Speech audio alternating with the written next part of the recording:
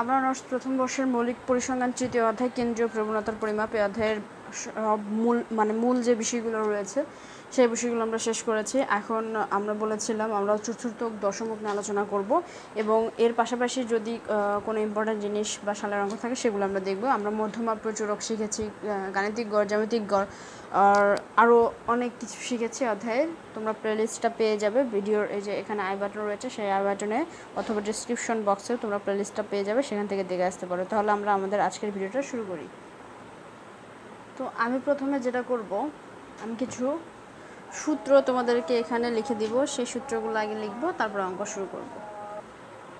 আচ্ছা, তাহলে আমরা প্রথমে এখানে প্রথম চতুর্থক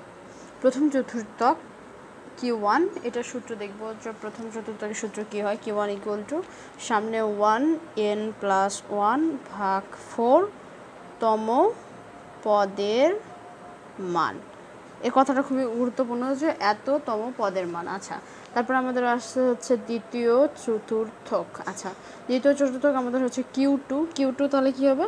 শুধু 1-এর জায়গায় এখানে 2 বসবে, n+1 ভাগ হচ্ছে 4 তম পদের মান। তখন আচ্ছা, তারপরে আমাদের আসছে হচ্ছে তৃতীয় চতুর্থক হবে Q3 ইকুয়াল টু 3 × n+1 ভাগ 4 তম পদের মান। আচ্ছা, তারপরে আমাদের যাই হোক তৃতীয় চতুর্থক পর্যন্তই আমরা এখন দেখতেছি। আর এই সবগুলো সূত্র সেটা হচ্ছে বিজোড়। এনের মান যদি বিজোড় হয় তখনই এই সূত্রগুলো কার্যকরী হবে। জোড়ের ক্ষেত্রে আমরা পরবর্তীতে শিখব। আজকে শুধু আমরা বিজোড় সংখ্যার ক্ষেত্রে চতুর্থকটা কীরকম হয় সেটা শিখব। তাহলে আমরা এখানে প্রথম চতুর্থক, দ্বিতীয় চতুর্থক এবং তৃতীয় চতুর্থক এই তিনটা চতুর্থক নিয়ে আমরা অঙ্ক শুরু করব। তো প্রথমে আমরা একটা অঙ্ক নেই। এবার আমি একটা অঙ্ক নিচ্ছি, যে অঙ্কটা হচ্ছে তোমাদের এখানে রয়েছে হচ্ছে 12, 14, 16, 18, 13। বলছে এখানে প্রথম ও তৃতীয় চতুর্থক নির্ণয়। কি বলেছে? বলেছে প্রথম এবং হচ্ছে তৃতীয় চতুর্থক নির্ণয় করো। তাহলে আমাদের দেখতে হবে এখানে n কয়টা রয়েছে। তাহলে আমরা এখানে লিখতে পারি, এখান থেকে অ্যান্সারটা শুরু করতে পারি। অ্যান্সারটা শুরু করে যে তথ্যমান এই সংখ্যাগুলোকে আমরা x ধরলাম। একটা ছক আমরা ছোটোখাটো ছক আট করতে পারি, 1 2 3 4 5, 1 2 3 4 5।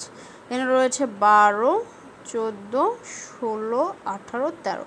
আচ্ছা, তাহলে এখানে n আমাদের কত? 1 2 3 4 5, অর্থাৎ এখানে আমাদের 5টা সংখ্যা রয়েছে। তাহলে n ইকুয়ালটা আমাদের কত হবে? 5। তাহলে n হচ্ছে 5, মানে একটা বিজোড় সংখ্যা। তারপরে বিজোড় সংখ্যার ক্ষেত্রে আমাদের এই সূত্রটা কার্যকর। তাহলে বলেছে প্রথম এবং তৃতীয়, তাহলে প্রথম চতুর্থকের সূত্র হচ্ছে এটা এবং তৃতীয় চতুর্থকের সূত্র এটা। তাহলে আমরা প্রথমে এখানে লিখি যে প্রথম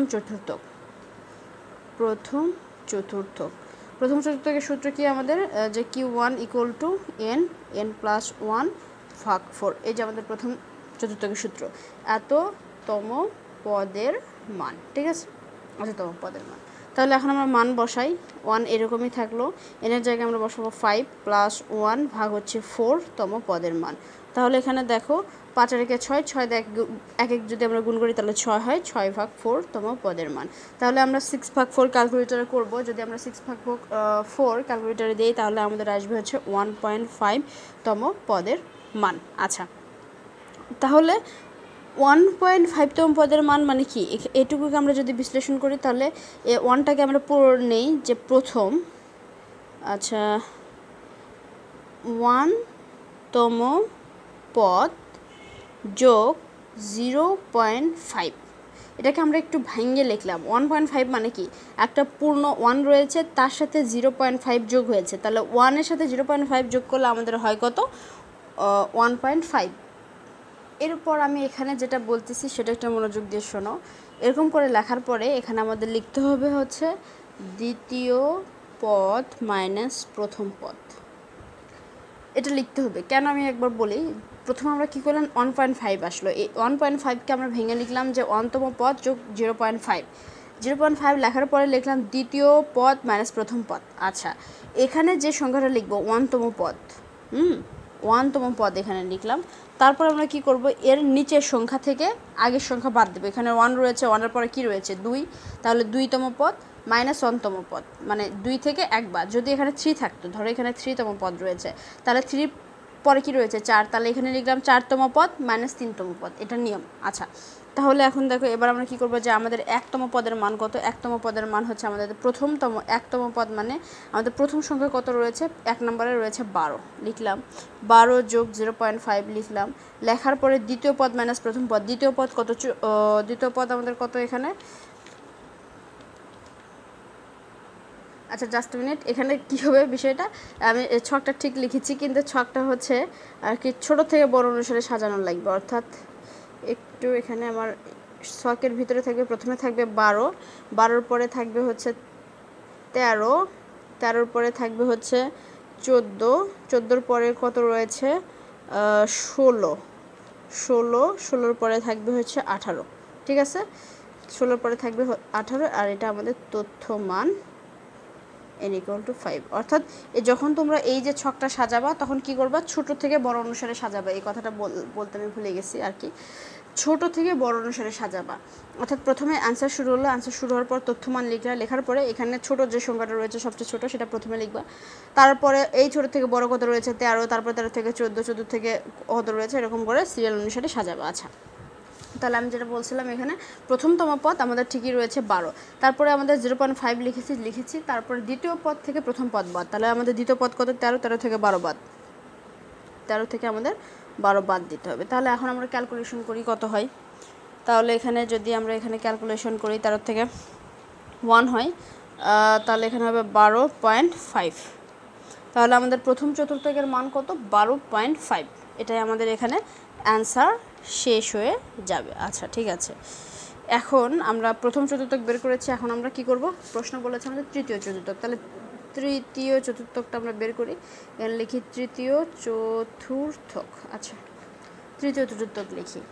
তাহলে তৃতীয় চতুর্থকের সূত্র Q3 = 3 × n+1 ভাগ হচ্ছে 4তম পদের মান, ঠিক আছে? তাহলে 3 লিখলাম, n এর মান কত? 5, 5 যোগ 1 ভাগ হচ্ছে 4তম পদের মান। তাহলে এখানে যদি আমরা ক্যালকুলেশন করি, তাহলে কত আসবে? 5 আর 1 6, 6 3কে যদি গুণ করি 3 6 18, 18 ভাগ 4তম পদের মান। এটা 18 ভাগ 4 যদি তোমরা ক্যালকুলেটরে দাও, তাহলে এখানে আসবে হচ্ছে 4.5তম পদের মান। তো এটাকে আমরা কিভাবে লিখব? আমরা জানি যে 4টাকে প্রথমে লিখব, যে 4তম পদ যোগ লিখব 0.5, লেখার পরে কি লিখব? 4-এর পরে কি সংখ্যা রয়েছে? 5, তাহলে লিখব 5তম পদ মাইনাস 5 লিখলাম, তারপরে আবার এই 4টা লিখব, 4তম পদ। এখানে আমরা যেরকম করেছি, এখানে 1 ছিল, তো প্রথমে 1-এর পরে কি রয়েছে? 2, তাহলে দ্বিতীয়তম পদ নিয়েছি, তার থেকে আমরা এই যে প্রথম পদ বাদ দিয়েছি। এখানে সেম 4তম পদ আমরা নিয়েছি, 4-এর পরে কি পদ রয়েছে? 5তম পদ, 5তম পদ থেকে আবার এই 4তম পদ আমরা কি করব? বাদ দেব। তাহলে 4তম পদ আমাদের দেখো 1 2 3 4, 4তম পদ আমাদের কত? 16। 4তম পদ মানে এখানে গুনতে হবে, মানে তুমি যে তথ্যমানটা সাজিয়েছো নতুন করে, সেখানে 4 নম্বর মানে পদটা কোনটা? 1 2 3 4, 16। তাহলে 16 যোগ 0.5, তাহলে আবার 5তম পদ বাদ দিতে হবে, 1 2 3 4 5, 18 মাইনাস 4তম পদ 1 2 3 4, 16। তাহলে এটাকে তোমরা ক্যালকুলেশন করো, ক্যালকুলেশন করলে তোমাদের অ্যান্সার আসবে 17।